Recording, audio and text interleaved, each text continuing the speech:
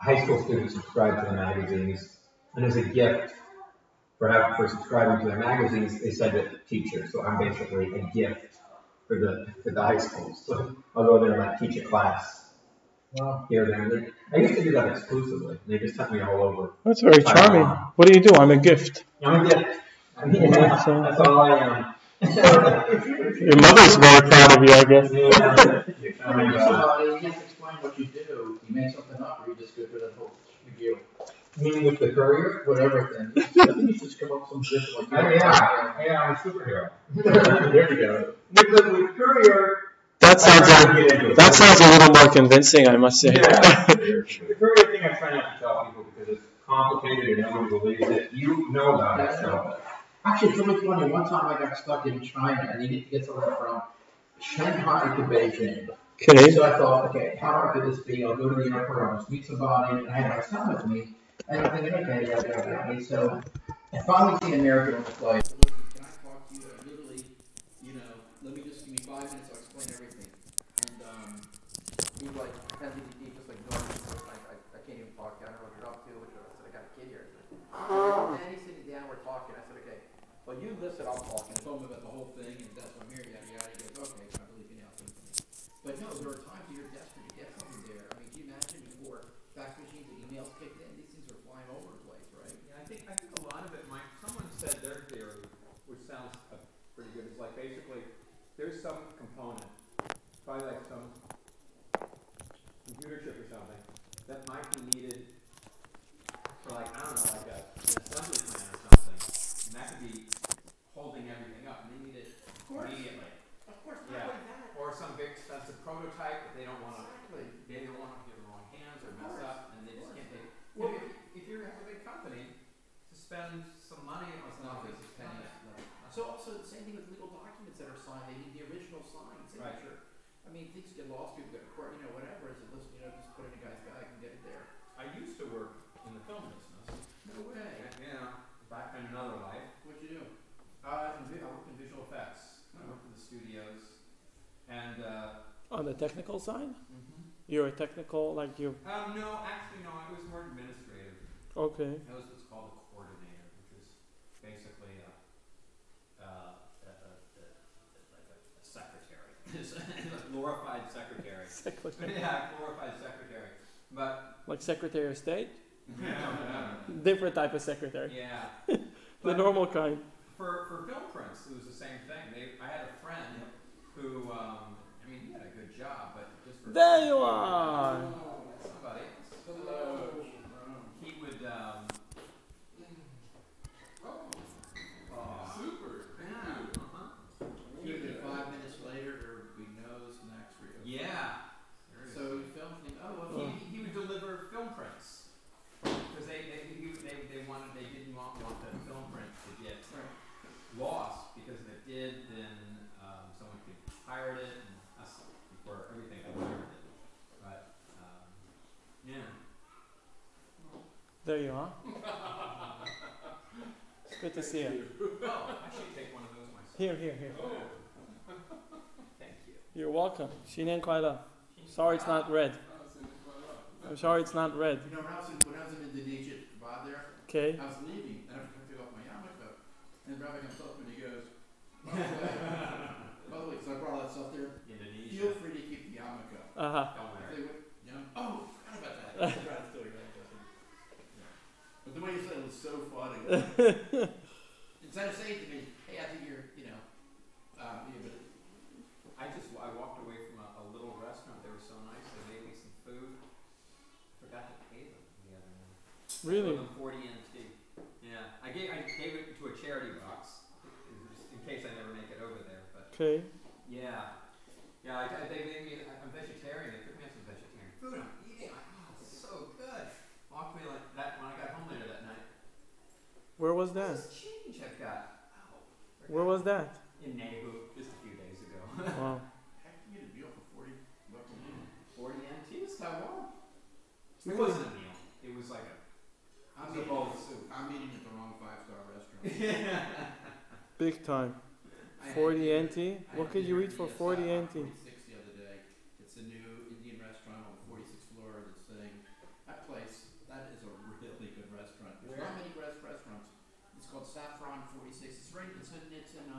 different 101.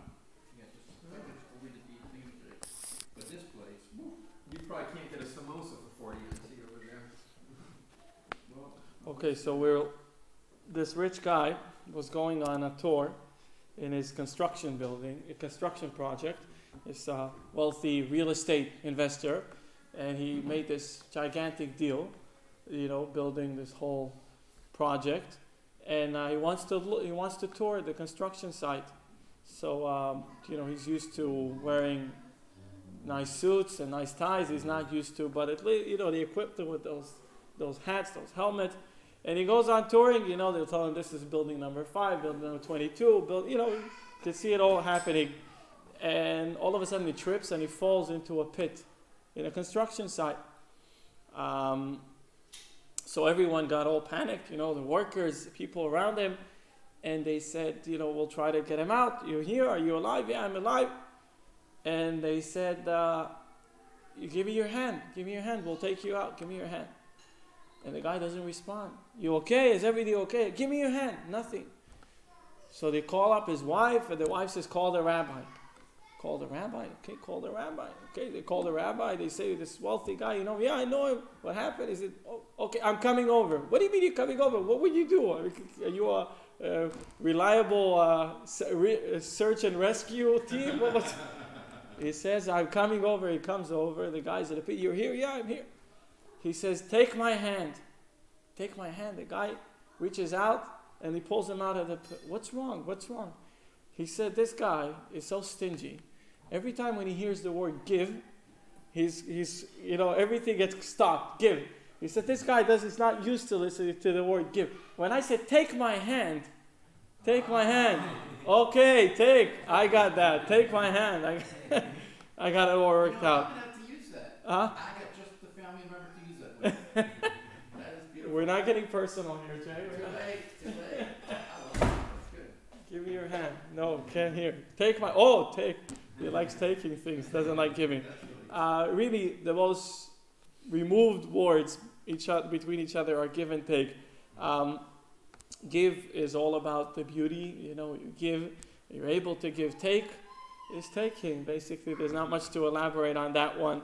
And indeed, when the Torah wants to teach us about giving, it uses the word give sometimes in the same verse several times. You shall surely give him. This speaks about supporting the poor person, and your heart shall not be grieved when you give it to him. For because of this thing, the Lord your God will bless you in all your work and in all your endeavors. And the Torah is very straightforward with teaching us about the beauty of giving and the attribute of giving. But coming to look at our weekly portion, we can find the word take to be used instead of giving. And we find that the context is quite strange. And let me explain to you what it says. This is the beginning of our weekly portion, the portion of Terumah. And here is as follows. The Lord spoke to Moses, saying, speak to the children of Israel and have them take for me an offering. For every person whose heart inspires him to generosity, you shall take my offering, and this is the offering you shall take from them, gold, silver, and copper. And then again, 10 chapters forward, and Moses spoke to the entire community of the children of Israel, saying, this is the word that the Lord had commanded to say, take from yourself an offering for the Lord. Every generous-hearted person shall bring it, namely the Lord's offering, gold, silver, and copper, yada, yada, yada. This is speaking about the building of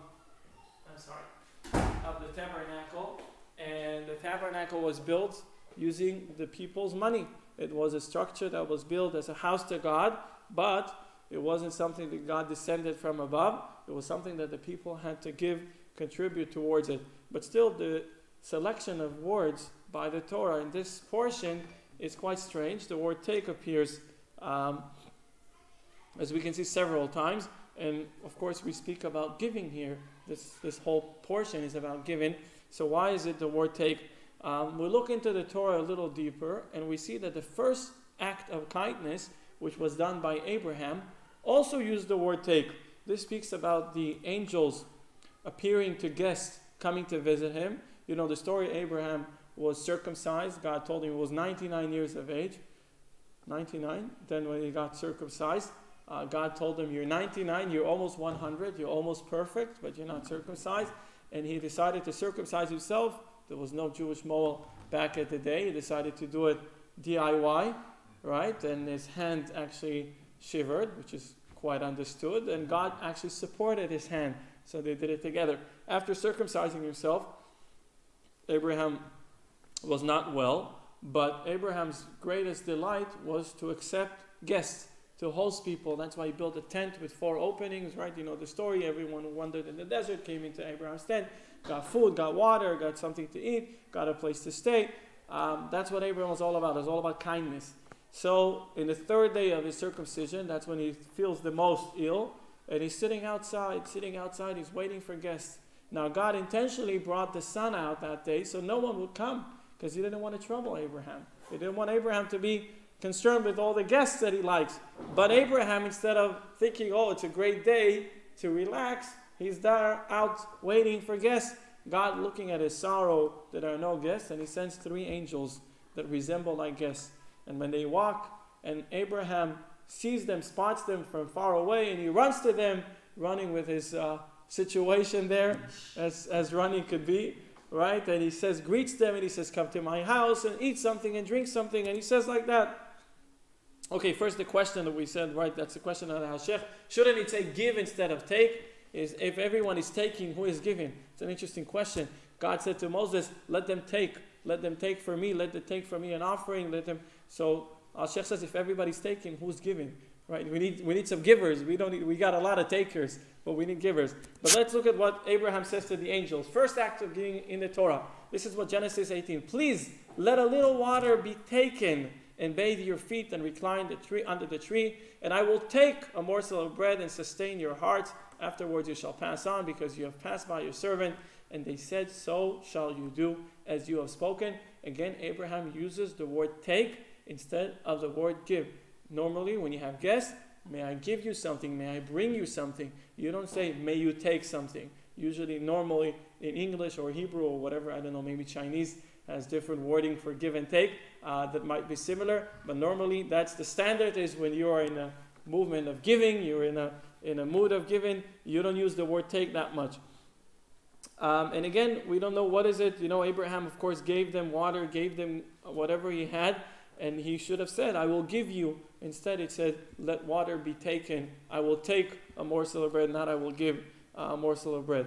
So most of the commentators that are speaking about this question are choosing the same way, each one in their own style. The Torah is trying to make us aware that giving is actually taking. That what you give the poor person, what you share with someone else who is less fortunate than you, that's what you're taking for yourself. That is the only thing that remains with you. You know, people most likely associate giving with losing or giving up something. Or I had that much and now I have less than that, because I have shared, because I have given, because I contributed, I donated. Regardless of the context, I have less than what I had. But indeed, what Torah is trying to educate us is when you give, you actually take. When you give someone else, you're taking for yourself. And soon we'll see some examples of how it's written quite explicitly in the Talmud, in the Torah. Life is very confusing, and we're living in a confusing generation. And for now, it is not so easy to awaken people, to alert people about giving. Most people are, capitalistic economy. The more you work, the more you have, the less you give, the more you accumulate. You put it in a bank account, you put it in a saving, you put it buy bonds or stocks, or invest in a diamond, or invest in real estate. It's all about me, how much money I have, how could I make more money. The rich people list, Forbes, 100 rich people, 1,000 rich people in America, in Taiwan, in Israel. It's all about that, seems like. And really what we need the most to emphasize is the giving. Also, it affects much beyond the monetary aspect.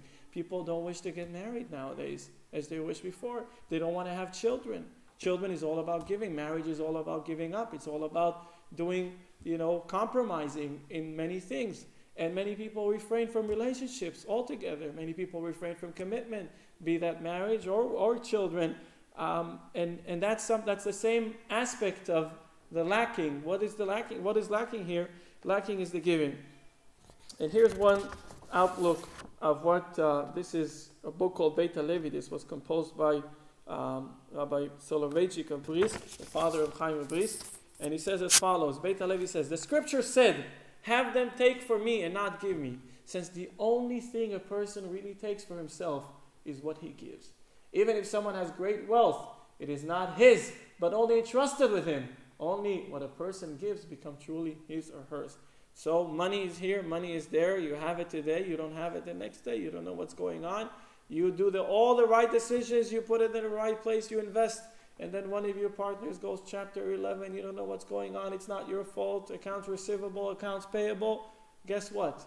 You bought a whole inventory and nobody's taking it from you. You invested, you bought some stuff, you're not getting what you paid for. This is not completely out of your control. You do everything right, but the world works with many, many factors. So all these things, even the money that the rich people have, it's not theirs. It's entrusted with them. I have money, it's entrusted with me. What do I really possess? What is really mine? What I have given. What I have given, no one could take away from me. That is accumulated from me. And we can see that there was a story with Abarbanel, Don Yitzhak Abarbanel. He was the treasury of the king of Spain. This was talking many years ago. And of course, like a good Jew, he always had other people who don't like him, and they always try to catch him. And then once they came to the king and they told him that Mr. Abarbanel, Rabbi Abarbanel, he wrote a very famous commentary on the Torah, is actually taking money from the king. He's actually taking money. So the king made him do this, what's it called, that statement when you write everything that you own, everything that you possess. Financial statement? Financial statement. The king asked for his financial statement. And he gave him his financial statement, and the financial statement was very small. And the king said, what, are you fooling me? I know who you are. I know what house you have. I know what, they didn't have cars back then, but what buggy you have to your horse. I don't know, what could they brag about in transportation? Means, chariot you have. I know how your living room looks like. You got golden chairs and mahogany table. What's wrong with you? You get such a small number. So he says to the king, all I wrote is I have a specific account of what I give to charity. That's what I have. When I need to give a financial statement, what do I own? I only own the money that I don't have it now, that I don't have it anymore. The money that I've given to someone, the money that I've supported someone, the money that I even gave a loan to someone in need, like we spoke last week. What's more important than giving charity is giving a loan to someone who needs it, because you're able to bring them back to where they need it to be, and they don't feel very embarrassed. It's very embarrassing to take charity, to take a donation. It's much less embarrassing to take a loan, a short-term or long-term, as long as you know you could return it. And really, this is what we're trying to stand upon, and we want to elaborate a little more about this giving versus taking. So you could say that, simply put, why the Torah says taking and not giving, because we want to really understand what is this whole concept of God raising funds from the Jewish people. God, the ultimate God, who owns everything, who created everything, who sustains everything. Liya kesev v'liya zahav, the prophet says, to me is silver, to me is gold. God doesn't lack anything. God doesn't need anything from us. What's this whole story? He says to Moses, go speak to the Jews. Everyone should put money into one account, and from that you're going to build a temple. Not only money, but also money worth, gold, silver, metals, everything that's worth. We'll melt it, we'll make it into nice tools, nice vessels for the temple, and this is how we're going to build the temple. What is this all about? God, this is a place that God wants us to build. This is a place, so to speak, God's home, God's place, God's representation on this world. And why does he ask support, financial support from us? Would you imagine, a king that builds this beautiful palace and he wants to show off his great wealth, and instead of paying for it, he actually makes other people pay for it? Well, that's kind of not so awkward. The dictators of today, I guess. Xi Jinping, I hope you're not looking. But they're coming after me. Really, the people had some money they brought with them, they got from Egypt. Yeah, they had some amount of wealth, but why do they have to contribute it? What is this all about? So here, Rabbi Mashash asked the same question. This was the Rabbi of Yerushalayim. Here, I'll soon show you the story of King Mubaz. Rabbi Mashash, why should they collect money? God says, to me is the gold and the silver. He could have descended the tabernacle with an ark and a menorah, and all built from heavens and they wouldn't need the trouble. Let me show you. That's what I skipped was a very interesting. I couldn't stop it because it was a nice quote from the Talmud. Here, I'll read it for you. Talmud Baba Batra, this is a quote from the Talmud. The sages taught, there was an incident involving King Munbaz, who liberally gave away his treasures and the treasure of his ancestors in the years of drought, distributing the money to the poor. His brothers and his father's household joined together against him to protest against his action, and they said to him, your ancestors stored up money in their treasuries and added to the treasures of their ancestors, and you are liberally distributing it to all the poor. What's wrong with you? This is the family wealth. We've been working on it for many generations. King Munbaz said to them, not so, my ancestors stored up below, whereas I'm storing above. As it stated, truth will spring out of earth and righteousness will look down from heaven. Meaning that the righteous deeds that one has performed are stored up in heaven. My ancestors stored up treasures in a place where human hand can reach. And so the treasures could have been robbed, whereas I'm storing up treasures in a place where the human hand cannot reach. And so they are secured. As it stated, righteousness and justice are the foundation of your throne. Nothing can be taken away from God's throne. Yes, they had a lot of money. I'm spending it, so to speak. I'm actually accumulating that money. He continued, my ancestors stored up something that does not generate profit. As money sitting in treasury does not increase. They didn't hear bonds back then. Whereas I'm storing up something that generates profit. As it states, say of the righteous that it shall be well with them, for they shall eat the fruit of their doings. And here comes the most important one. My ancestors stored up treasures of money. Where I'm storing treasures of soul. And I'll skip to the next one. My ancestors stored up for others. Right? They stored up. Who is using it? Me, their grandchildren. For their sons and heirs when they themselves will pass from this world. Whereas I'm storing for myself. As it stated, and it shall be righteousness to you. So King Munbaz says, you're talking about me wasting money. I'm actually accumulating money. What I have now possessed, no one can take away from me. This is something that's a pure investment. It generates profit, and it's for myself. It's not for anyone else. Yeah, you should take care of your next generations. Of course, you should have a saving in mind. You have children, grandchildren. You want them to go to college. You want them to start their life in the right way.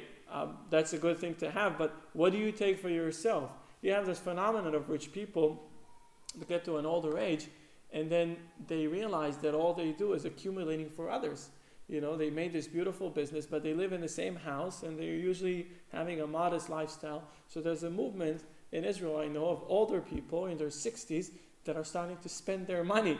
They say, why should I take care of my grandchildren? That's not Jewish, by the way. Jewish is take care of your grandchildren and your great-grandchildren if you can. But there is such a thing. People say, I want to get something for myself. So they actually waste a lot of money because they're not in an age to look into everything cautiously, and that's they get ripped off for many things. They go on very expensive cruises or all these things that if you were pre-planning, you would probably not do it. Not that I say the cruise industry is going down the drain. They still have enough people to pay for that. But anyways, King Munbaz said, all my ancestors, yes, they accumulated, but they didn't get anything from that. I'm getting for myself by supporting the poor people.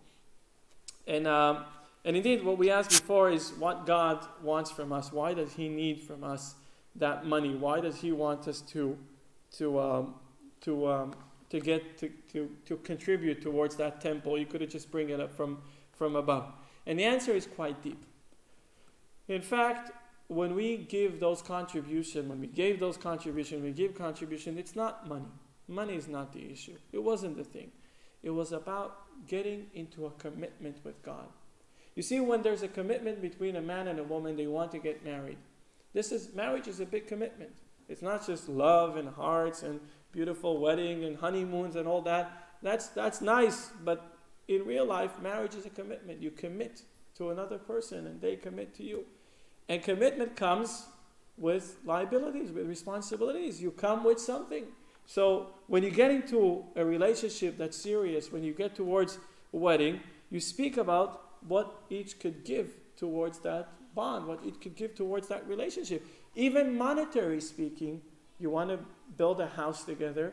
So, I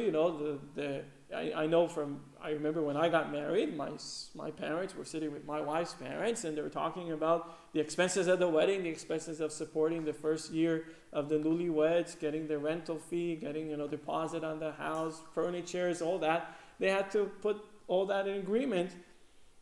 And each one would do something towards, it wasn't, we were not in a position to support ourselves. We got married when we were relatively young, 22, 23. But, you know, but that's how it works in the Orthodox world. That's the beauty of it. You don't have to take care of that. I know what you're thinking. You're 30-something, you want to get married, you have to come up with all that on your own. Well, I guess that's one of the... Orthodox community is great. Everybody gets a wife, everybody gets Everyone gets a wife, yeah. So really, it's about the commitment. And here, let me depict you what it was. Until now, it was all God. God came down on the burning bush, revealing himself to Moses. God says to Moses, I know the Jews are suffering, I'm going to take them out. What do we need to do? You sit back and relax and enjoy your flight. That's what God tells Moses. You go to Pharaoh, you tell him that my people go, I'll let you in on a secret. He's going to say no. He's going to say no, and he's going to get hit hard, right? Blood, frogs, lice, wild animals. You sit back and relax. Everything is happening, unfolding. Finally, the Jews are coming out of Egypt. They're stuck. They're getting to the water. The Egyptians are behind them. The water are in front of them. God says, look what's going on. Splitting the sea. Splitting the sea, they go through. The Egyptians are drowning. They go in the desert. They get to the peak, the highest moment. We spoke about it 2 weeks ago. God descending on Mount Sinai, giving them the Torah. Again, it's all on God's side. He did it all. We were just idle. We didn't do anything. We were just watchers. We just watched the whole thing unfold in front of our eyes. But here comes a commitment. God is choosing us. He's saying, you're our nation, you're my nation. We spoke about that also a few weeks ago. God says, you're my chosen people. I chose you. I gave you the Torah. Now, what about your part?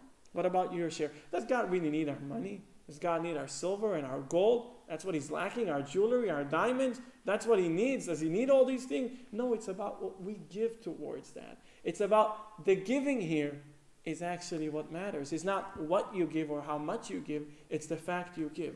It's the fact that you're willing to make a commitment.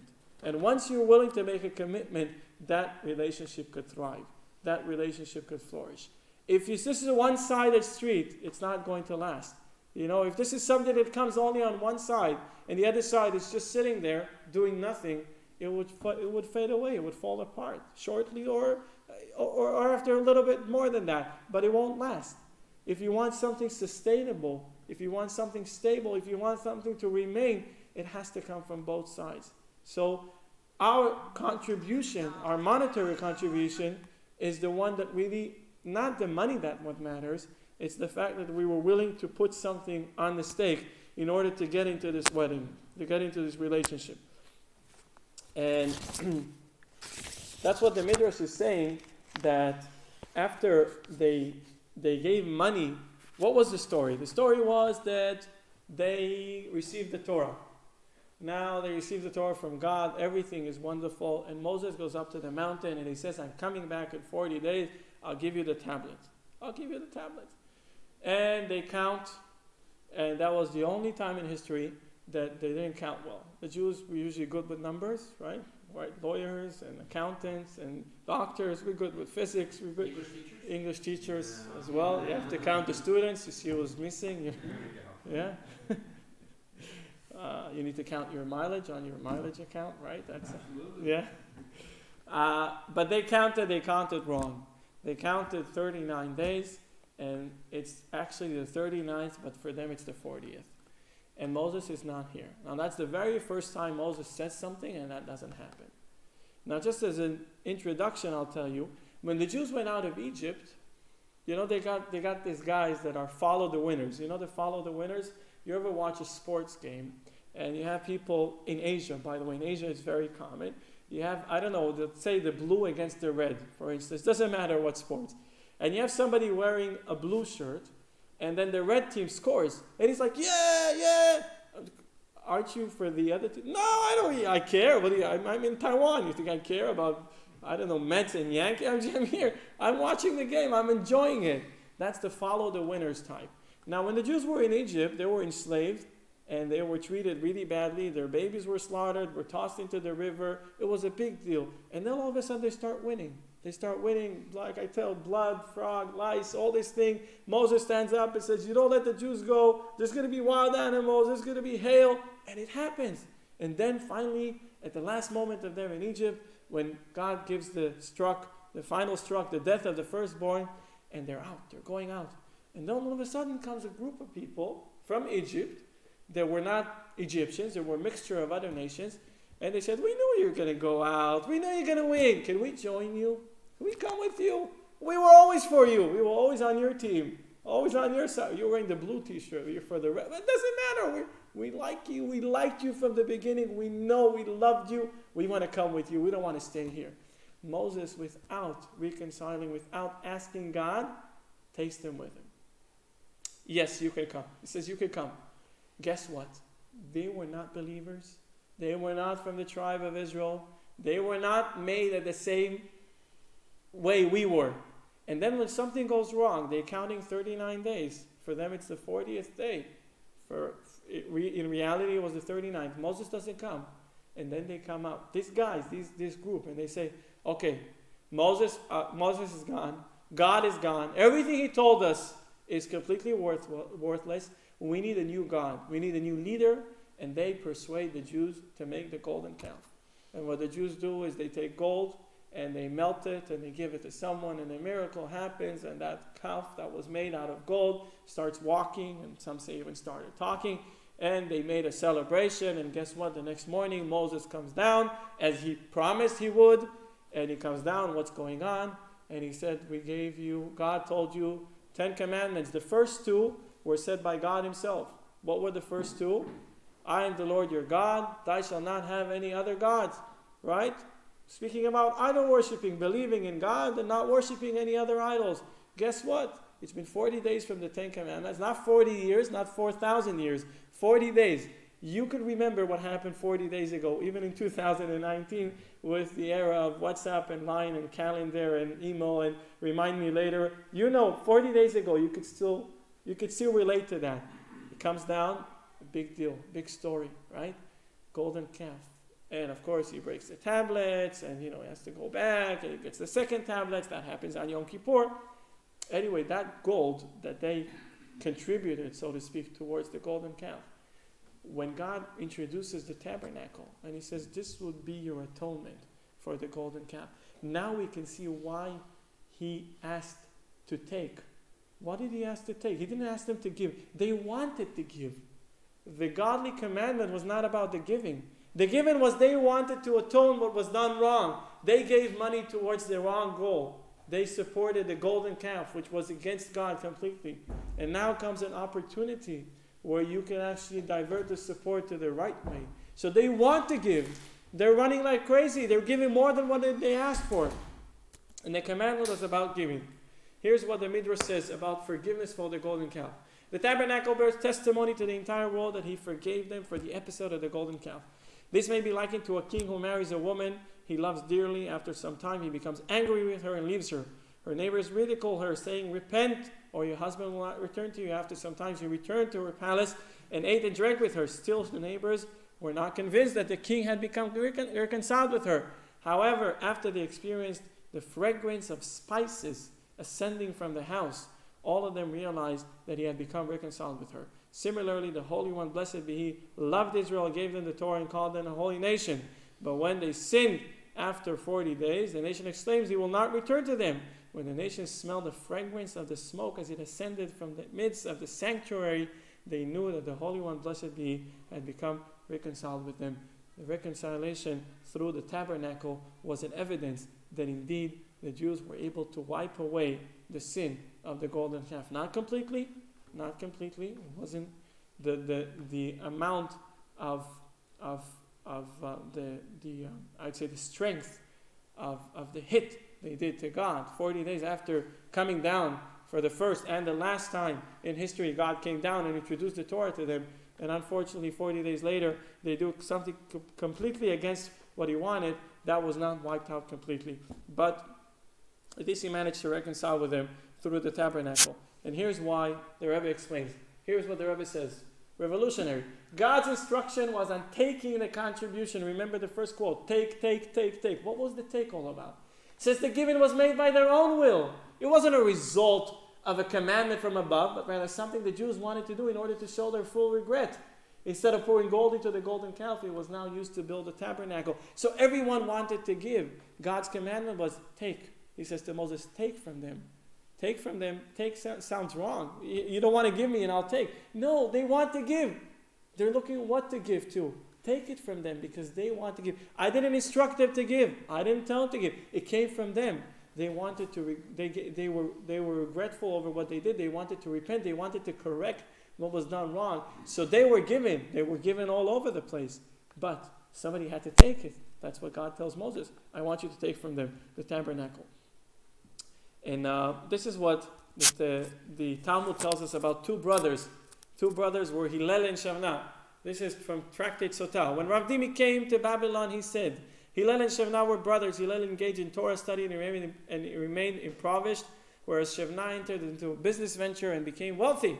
In the end, Shavna said to Hillel, come, let us join our wealth together and divide it between us. I will give you half of my money and you will give me half of the reward of your Torah study. In response to his request, a divine voice, heavenly voice, issued forth and said, if a man would give all the fortune of his house for love, he would utterly be condemned. Which means it's not a now you remember Hillel gave his soul to learn Torah. He was so poor, he didn't have money. You know, back in the day, they actually charged to get into the study hall. And they had to pay for the heating, they had to do whatever, they pay rent or whatever they paid. They had to charge to get. Hillel did not have money to get into the study hall. The story goes that once he couldn't get into the study hall, he managed to collect some money sometimes, but he couldn't get. He was so eager to study Torah that he went on the roof and he actually put his ear on the chimney in order to listen some of the words of Torah. And it was a very cold day, and the snow covered him completely. And then the sages saw that something is wrong with the chimney, so somebody come up and they actually rescued him before he died. And then, he all he did that was to learn Torah. That's all he wanted. And now his brother comes from abroad with this great wealth of his and says, oh, my brother, my love, how much I love you. What if I give you some money, you'll sow me some? No, it doesn't work like that. You can't remember now. Hillel gave everything in order to study Torah. So really, we like to say about this idea that giving is actually taking. That when the Jews they gave on their own, but they needed someone to take it from them. They needed someone to be there to receive it. So we could say about another thing we could touch upon a bit is the fact that usually we're people of remembrance. We remember a lot of things. Jews. Dementia is not a Jewish disease. We remember, if you don't believe me, ask your mother-in-law. She remembers everything about you and about, right? So remember, but there's one thing we don't remember is Mount Sinai. We spoke briefly about God coming down on Mount Sinai, giving us the Torah. Why don't we remember Mount Sinai? Why don't we, pray on Mount Sinai? We don't even know where that is. There's a few assumptions where it is. We don't know exactly. There's a few research that were done about it. It could be Jabal Musa. It's called the Mountain of Moses. That's in the south of Sinai Desert. And the Christians did some place under it. What's it called? Not a church, but it's called Santa Caterina. And people say there's special stones, but it's actually too tall to be Mount Sinai because it's like 2,000 meters tall. And we know Mount Sinai was a short mountain, right? We know the story. And there's a few other assumptions of where Mount Sinai is. And the answer why we don't remember about Mount Sinai is because we didn't do much about it, or we didn't do anything about it. It was all about God. So we said earlier, it was God who came down, God who took us, God who brought us, God who gave us. It wasn't us. When we don't do something, we don't remember. Somebody introduces something to you, somebody gives it to you, you don't have much appreciation. Of course, you say thank you or you appreciate what you were given, but it's not the same like you work on something on your own. When you achieve it through your own means, through your own efforts, you have much more appreciation towards that. So the Torah was introduced by God indeed, but we had to work hard in order to internalize it, in order to make it a part of our lives. And really, with what we said now, with God does not commanding us to give, the fact He did not command us to give, because if it was a commandment, we would just give for the commandment, and then it wouldn't be a part of us. But He said, no, I just asked Moses to take from you. because he knew we were going to give on our own. And that giving was the one that taught us that when you give, you actually take for yourself. What you give others is actually for yourself. There's a story with Rabbi Karniel in Gedera. He's Chabad rabbi in Gedera in Israel. It's a long story. I read it this week about this guy. And he's 42 years of age, and he doesn't have children.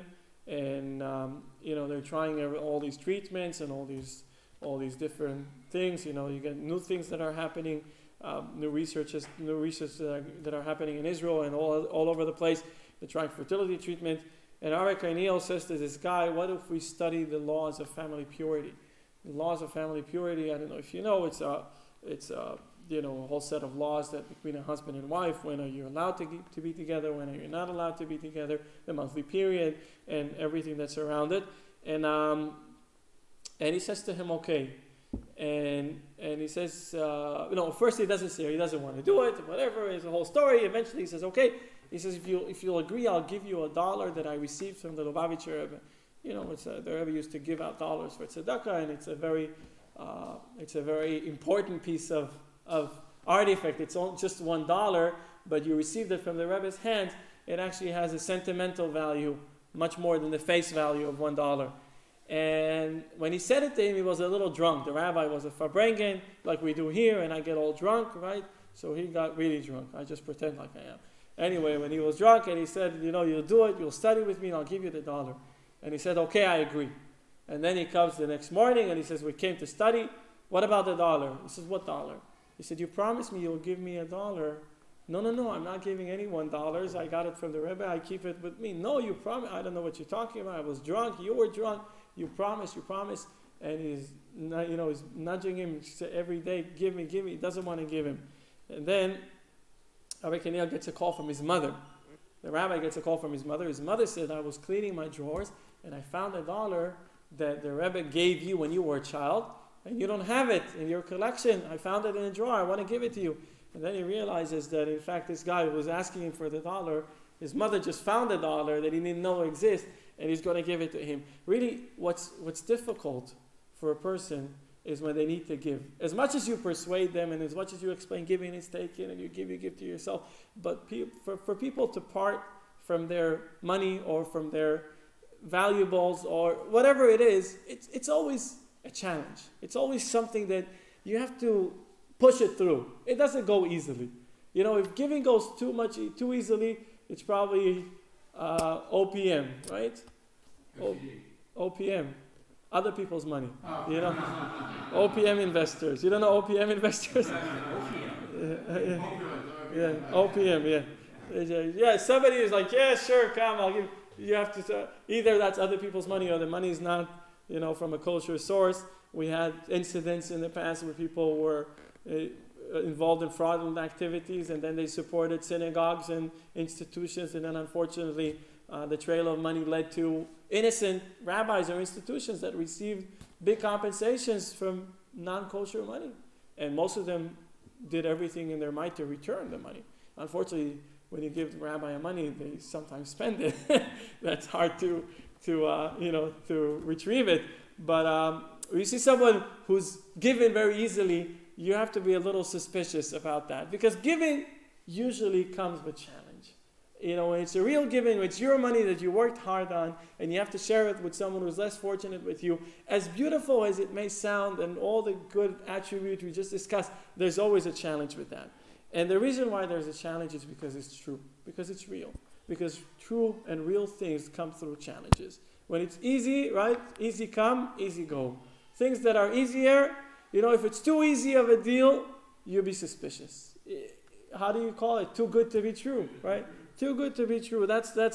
So if it's too good to be true, you really have to be suspicious. But in fact, when you look at it a little more deeply, you'd see that actually when the rich person gives the poor person something, actually the poor person is the one that's giving the rich. He's giving him the ability to give.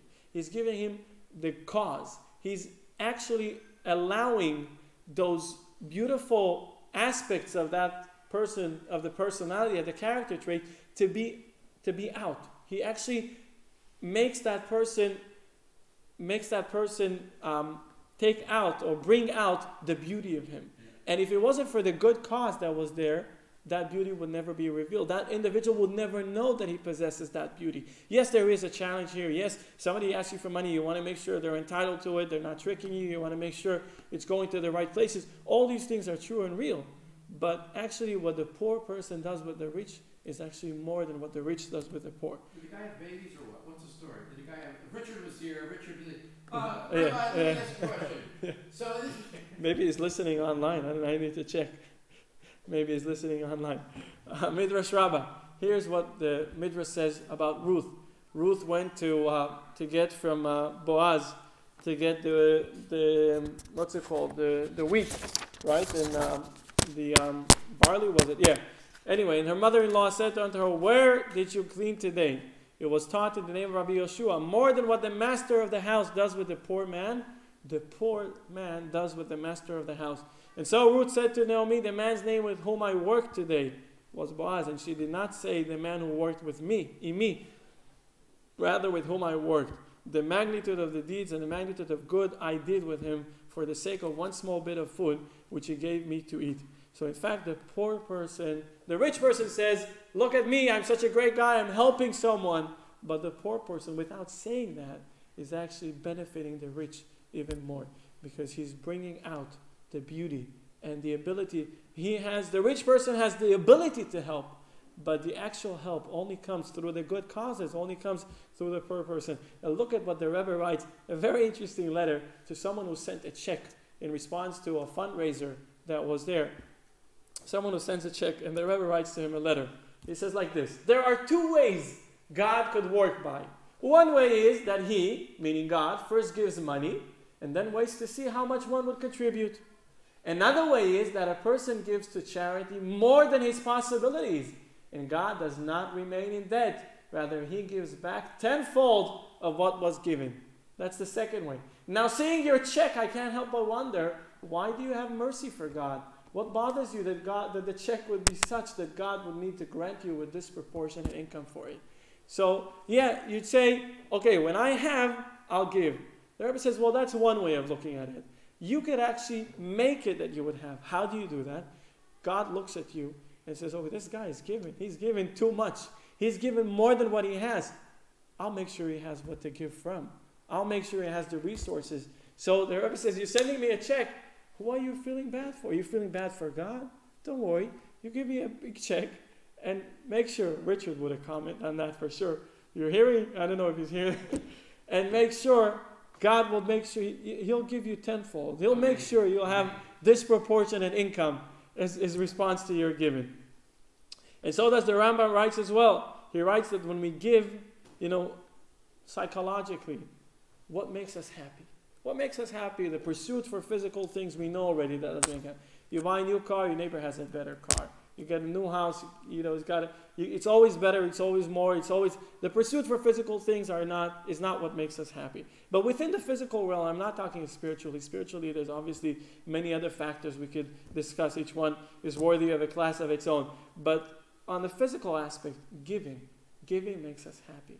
The ability to give and the actual act of giving brings a smile to the giver's face. It gives a big smile to the receiver's face, that I can't deny.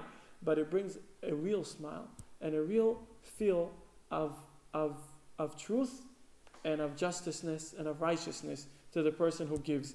And indeed, that's what God is looking when building the tabernacle. It's not a big deal for him. It's a no-brainer to take it down from heavens with all the gold and silver.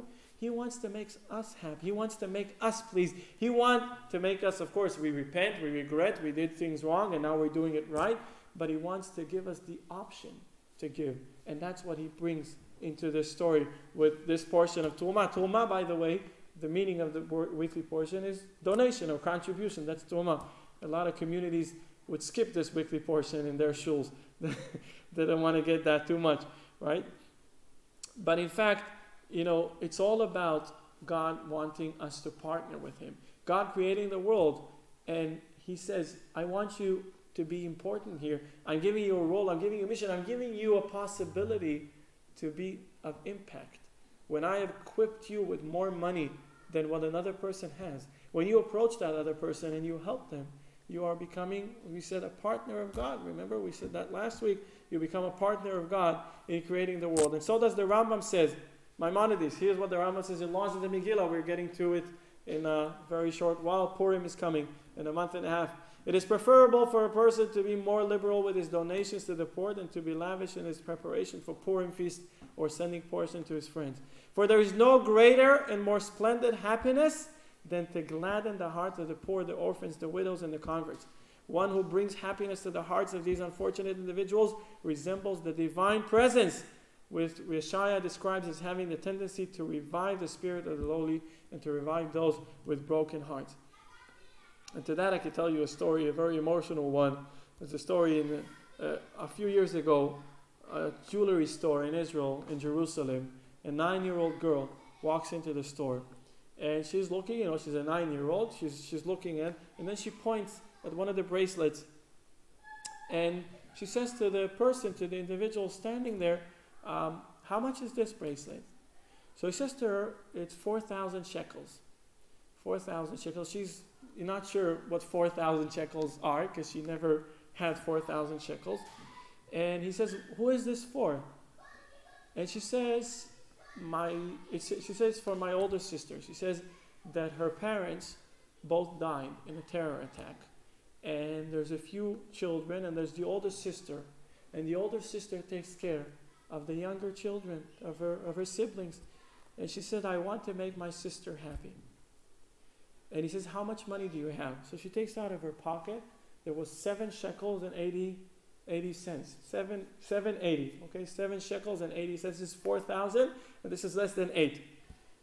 And he takes the bracelet and he wraps it beautifully, and he said, "That's just enough what you have." He takes the money and he gives her the bracelet.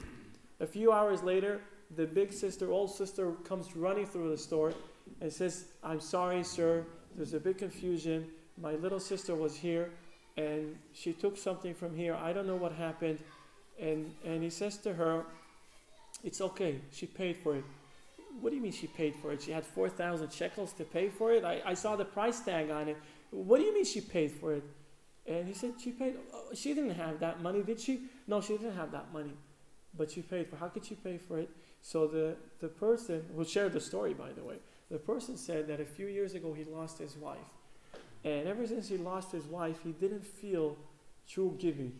And now with the little girl coming and telling her tragic story, she didn't tell it in tears. She said her story like a little girl, saying that she doesn't have any more parents, and there's an older sister that takes care of her, and she wants to do something nice for her. So he said, "That was my part of the story. I gave her the bracelet for you to keep. She paid for it. Not with money, but her willing to give, her consciousness and her devotion." She's a little girl. She doesn't know what 4,000 shekels or $4,000 is. It's the same for her, like 7 shekels. But her willingness to give is all that it took. And I completed the rest. So I gave her the bracelet, and you could keep it. You could take it.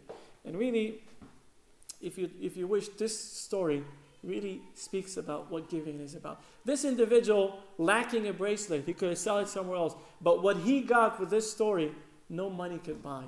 Nothing that he has, nothing that he possessed could give him the same feeling of that good act that he did. And the little girl, she doesn't know better. She doesn't know the difference between 7 and 4,000. She wanted to do something for her sister, and she did something for her sister. He helped her execute her will. She wanted to do it, and she did it.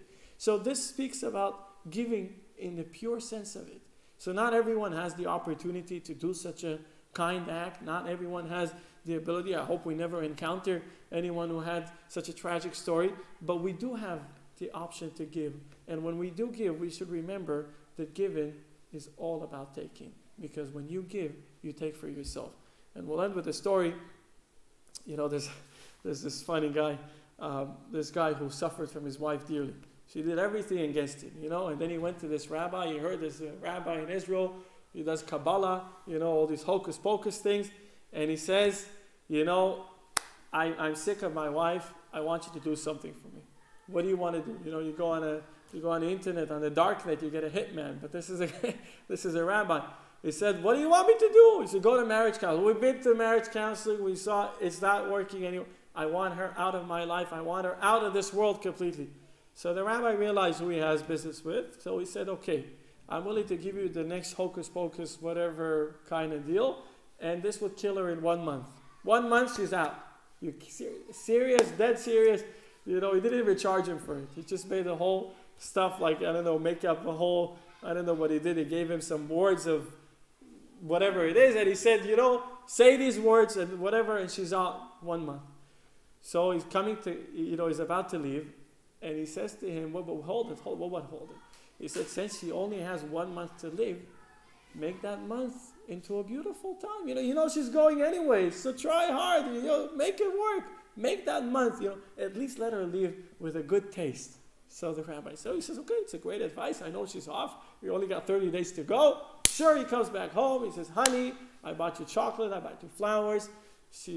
What's wrong with you? You know, they were fighting 10 minutes ago. They were screaming at each other. I'll do this, I'll do that. And he says, you want me to do the dishes? I do the dishes. I'll change diapers to the kids. I'll get the trash out. And, you know, the first day she thinks she's completely crazy. The second day she thinks she's drunk. You know, the third day maybe he's intoxicated, some drugs. And then slowly, 3, 4, 5, 6 days, 1 week, 2 weeks of him being the best husband possible, she starts to reciprocate. She thinks, my husband really changed. He really loves me. He really cares about me.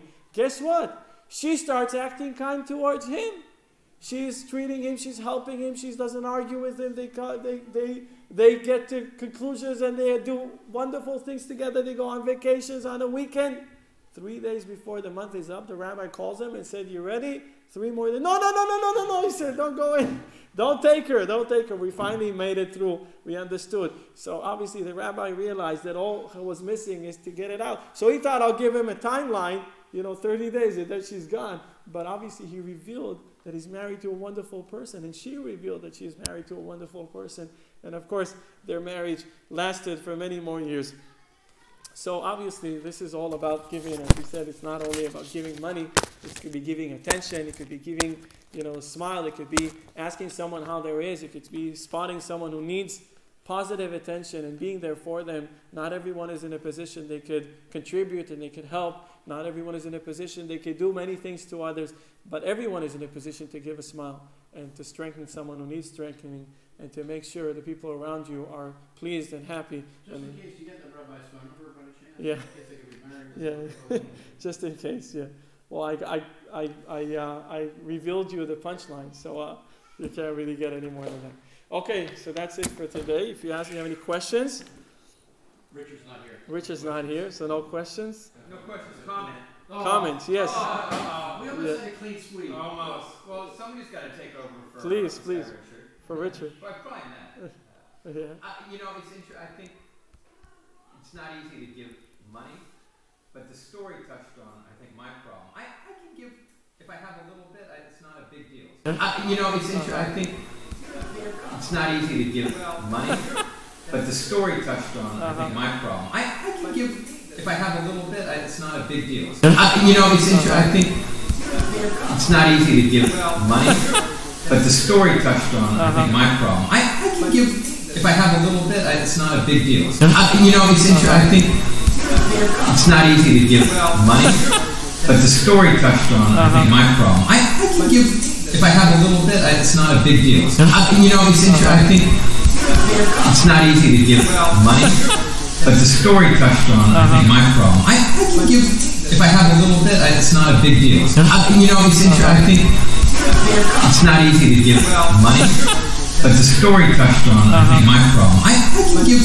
if I have a little bit, it's not a big deal. It's interesting. I think it's not easy to give money, but the story touched on, I think, my problem. I can give, if I have a little bit, it's not a big deal. It's interesting. I think it's not easy to give money, but the story touched on, I think, my problem. I can give, if I have a little bit, it's not a big deal. It's interesting. I think it's not easy to give money, but the story touched on, I think, my problem. I can give, if I have a little bit, it's not a big deal. It's interesting. I think it's not easy to give money, but the story touched on, I think, my problem. I can give, if I have a little bit, it's not a big deal. It's interesting. I think it's not easy.